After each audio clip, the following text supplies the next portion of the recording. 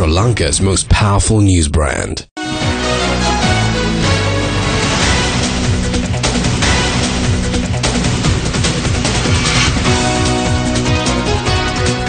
A very good Saturday evening. This is the weekend edition of Primetime News. We are coming to you live and direct this evening from our Newsfirst studios in Colombo.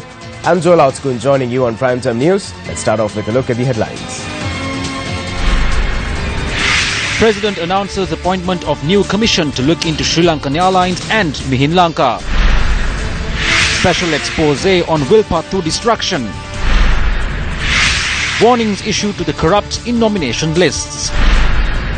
Provincial Councillor Samantha Vidyaratna raises alarms over MP qualifications.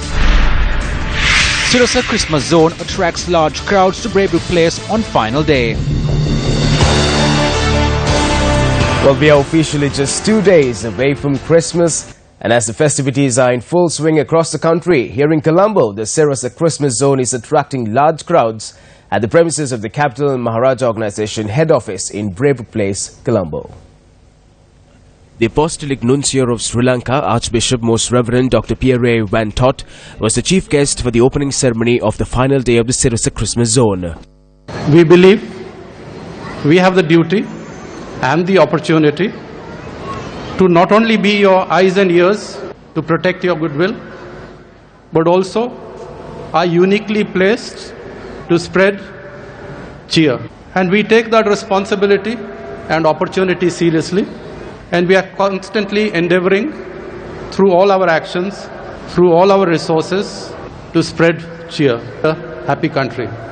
This particular passage reminds us the celebration of the birth of Jesus Christ, the Son of God, the Father, who was born more than 2,000 years ago. This gospel also tells us that when Christ was born in Bethlehem, heavenly angels appeared to the shepherds and said, "Glory to God in the highest." Jesus Christ was born to bring us peace. One can say the peace is the fruit of love.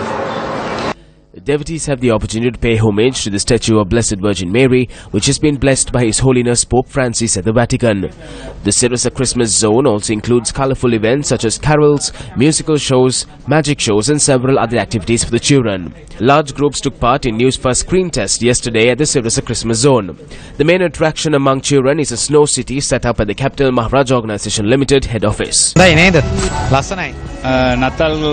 Christmas is good. I would also like to talk about the Gamma initiative. You are helping the poor as well. This is good for the Christmas spirit.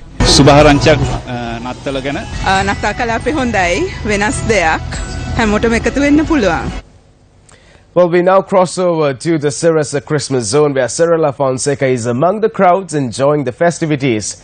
Good evening, Sarah. Over to you. Today is the final day of the Newsfirst Sirasa Christmas Zone in Braybrook Street, Colombo 2. As you can see, a lot of events were organized for you for the last few days. As you can see, a lot of events are happening right now. A musical show is there, a snow zone is there, and a lot of games are around us. So it's not too late if you haven't made it to Braybrook Street. We'll be here till late in the night. So drop in and make this Christmas a merry, merry little Christmas with the Newsfirst team. I'm Sarah Fonseca. Back to the studios. Well, thank you very much, Sarah, for bringing us that update.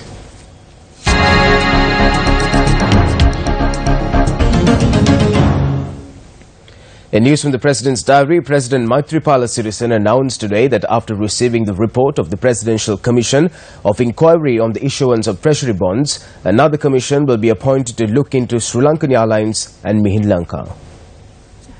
The President made the announcement at a meeting with Sri Lanka Freedom Party organisers at the Presidential Palace last afternoon. President Sirisena said regardless of what challenges he may face, he will not abandon his commitment for a clean political movement. Just as I defected from the government on the 21st of November 2014, second on my list of priorities is to achieve a clean political movement regardless of what fate I may have to face.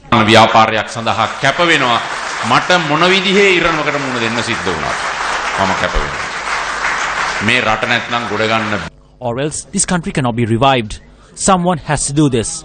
And I'm certain that the hundreds and thousands of people in this country who love this nation, its people, and aspire for a clean governance will stand by someone who wants to do this.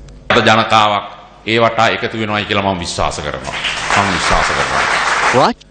Speaking further, President Maithripala Sirisena said power and wealth will not be a source to win the upcoming local government election, adding it would be an election which should be won through intelligence under the new electoral system.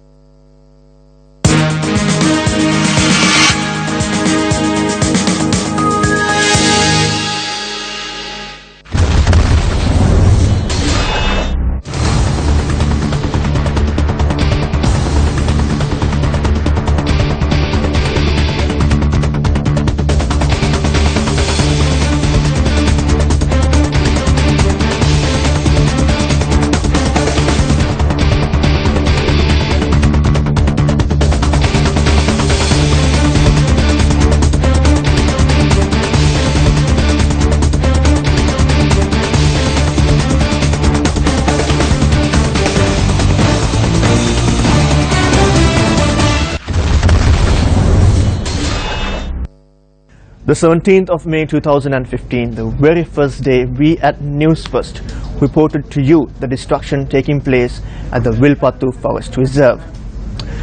Newsfirst was the first media outlet to report to you about the treasury bond scam that took place in 2015.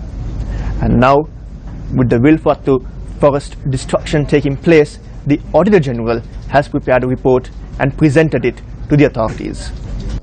The special audit report on misuse of Vilathikulam Forest Reserve conducted by the Auditor General was released recently. Since 2009, allegations were made citing mass deforestation in the forest area surrounding the Vilpattu Forest Reserve taking place under the guise of a resettlement project. Based on these allegations, President Maithripala Sirisena instructed the Auditor General to prepare a report on the misuse of the Vilathikulam Forest Reserve. The report was handed over to the Speaker of Parliament. The Auditor General and the respective personnel who assisted in preparing this report must be thanked gratefully for preparing such a comprehensive report that clearly explains the destruction that has taken place in the Vilpattu Forest Reserve.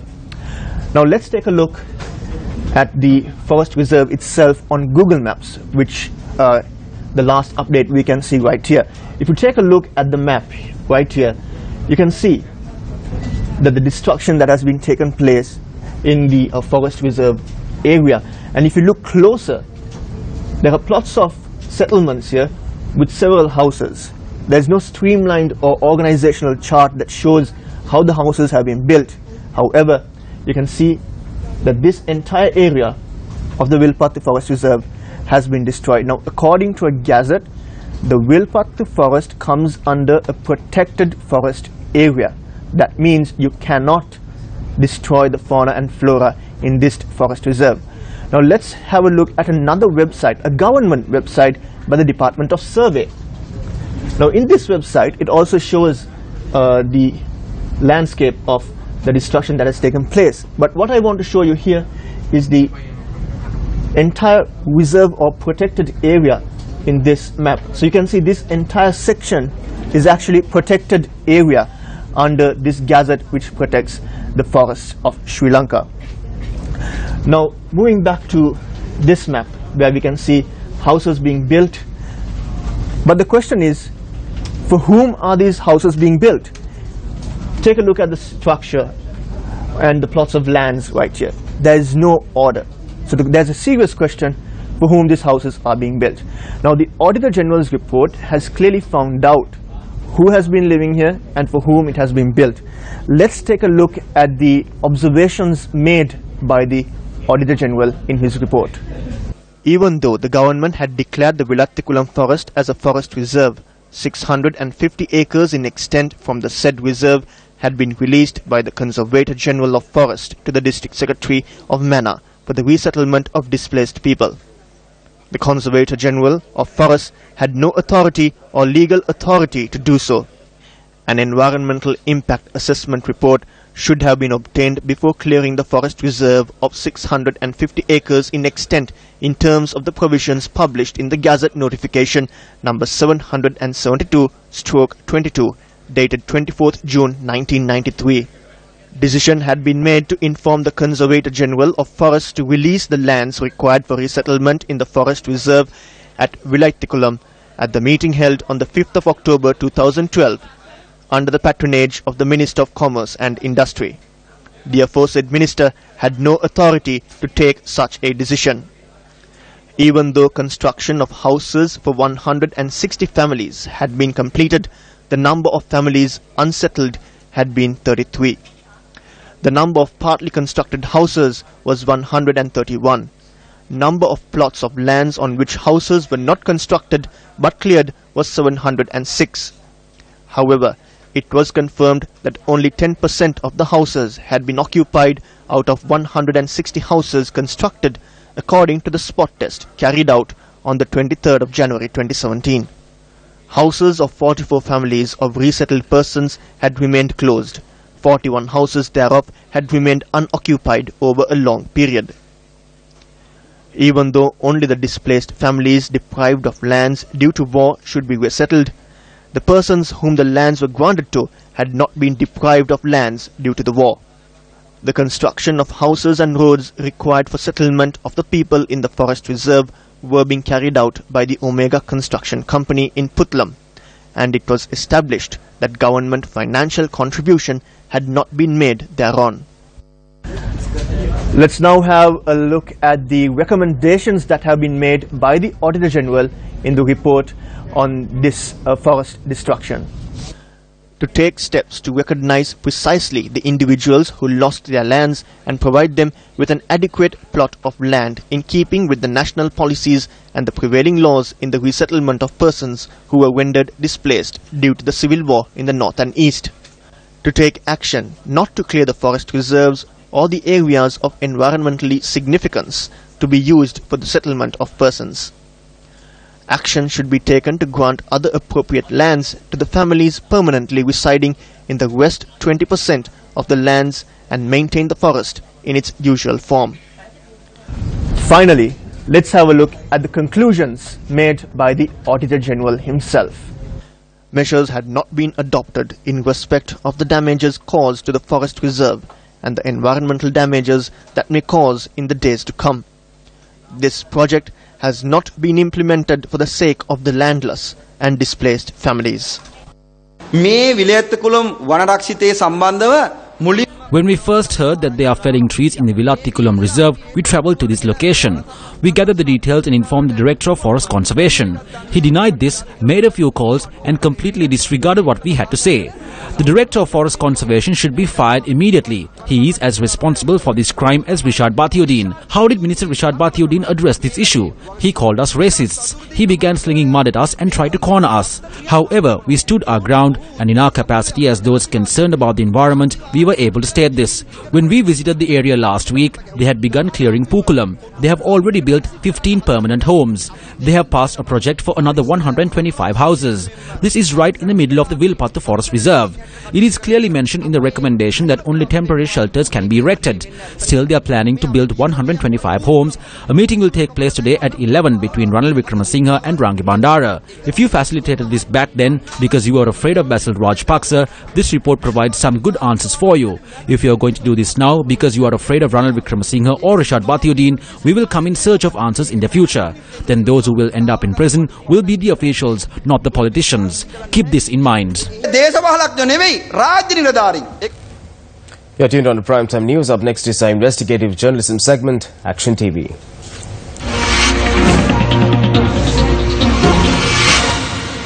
A Ministry of Resettlement was set up in Sri Lanka due to the 3-decade-long conflict that nation.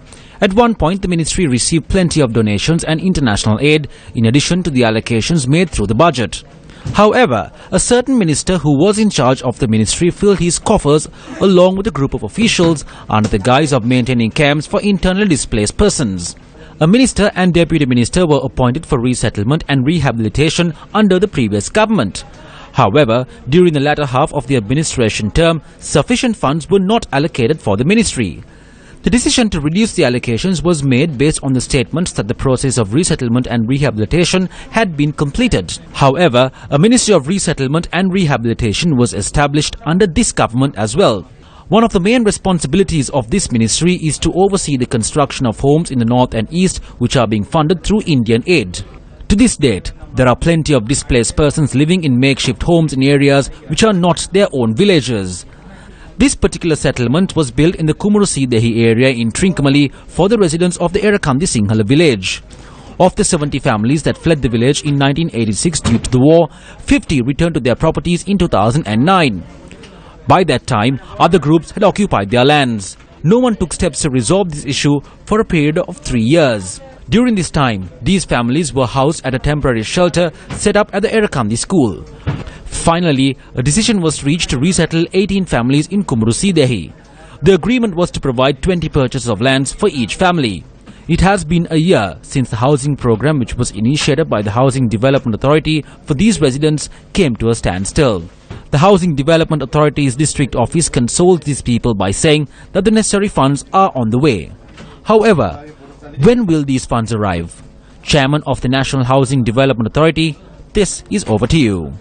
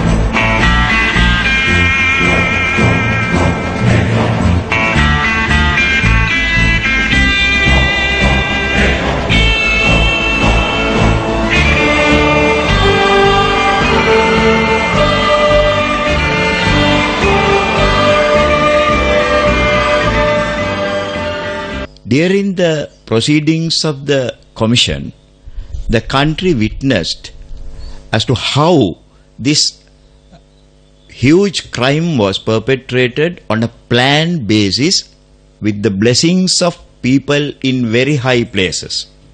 Now the people they are waiting to see the recommendations of the Commission as to how this huge profits that the culprits earned through this scam will be recovered and will be taken into the coffers of the government. That is one thing. And the people are also anxious to see what the recommendations are going to be, to see that the perpetrators, irrespective of their positions, irrespective of their levels, be brought to book and punished properly. So we believe that the Commission will make the necessary recommendations within the framework of the terms of reference given to them to recover the monies, to make recommendations to recover the monies illegitimately earned, as well as to punish the people who were involved in this act directly and indirectly. The tenure of the Presidential Commission of Inquiry into the bond issue will end in 8 days. The people await the decision of the Bond Commission. Following up on some news still here at home, convener of the March 12th movement, Rohan Hettiarachchi, made some startling revelations regarding nominees contesting the local government poll. If you look at the nominations for the local government election, there are plenty of corrupt individuals. Some have corruption allegations, some are involved in the drug or moonshine trade. Some candidates have 8 to 10 cases against them. Some have cases against their family members as well. We are making the perpetrators. We will be meeting the IGP next week. We have received the basic details. We have got the case numbers. If there are people who can be denied allegations, legally we will Legally, we will go before the courts. We will reveal the other names after consulting the IGP. We are prepared to reveal the names when it is confirmed. Here are some views expressed regarding nominations in the political arena. The people of this country have levelled allegations against Prime Minister Ranil Wickremesinghe, the leader of the UMP, with regard to the bond scam. Likewise, we have seen how ministers such as Sujiva Senasinghe and Ravi Karunanayake acted to protect those involved in this scam. Those contesting the election are followers of these people. The people who are with us, the people who are contesting, are not individuals who want to come into power to further their own gains. We are in control of the government, so we are trying to gather the support at the local government level. We will win this election and work to provide and support. If nominations have been given to the people who have allegations against them, the people can take a decision. They could not vote for such individuals and throw them out. The only way they will enter these bodies is only if these people elect them. If nominations are provided to thugs and those who are corrupt, the party officials should be held accountable for it. It doesn't matter if they are being filtered from the SLFP, UMP, JVP or the other parties. If we nominate the wrong people just to win elections, then we lose the whole point of a political movement we created. Uva Provincial Councillor Samantha Vidyaratna expressed these views during an event held in Rasagala yesterday. When do farmers retire? They retire by breathing their last breath while working on a field, or they retire when they are physically unable to work anymore. Parliamentarian Mahinda Rajapaksa has a pension. That is what he gets for being the former president. This is what he called democracy. Can a government servant have two salaries at the same time? No. What about a minister? He can. There is no legal objection. 95 of the 225 members of parliament have failed their O-levels. 112 have never attended an A-level class. There was a chief minister in the Uva province who had only attended school till grade 8. He was the Uva province minister of education, minister of finance, law and order, as well as Buddha Sasana. I went to the chief minister's own electorate and I made this statement. An elderly gentleman stood up when I made the statement and told me not to lie. I told him I have the certificate, so I assured him that he studied only until grade 8. The elderly gentleman told me that the chief minister attended his school and that he was a principal of the school. He tells me he only studied till grade 2. I had gotten hold of fake educational qualifications. Some tragic news this evening. Now 3 people died and 45 others were injured in motor accidents that took place on the Ratnapura-Ambalipitia main road. The first accident took place at 3:30 this morning in Patulapana. A bus operating from Urubokka to Colombo had veered off the road, fallen into a 30 feet deep precipice and plunged into the Dodangoda Canal.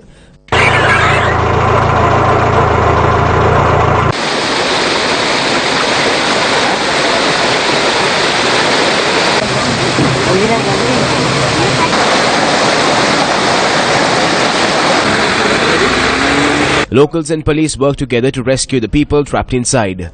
It is reported around 60 people were inside the bus at the time of the accident.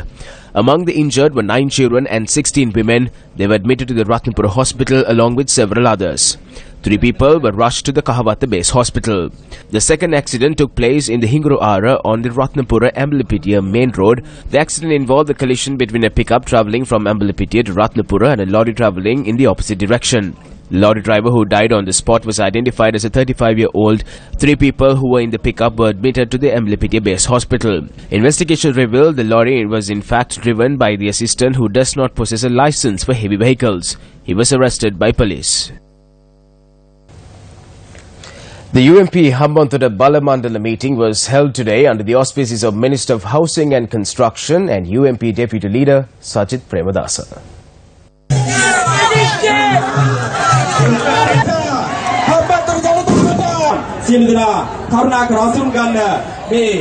At the occasion, a group of Sri Lanka Podujana Peramona Party members joined the United National Party.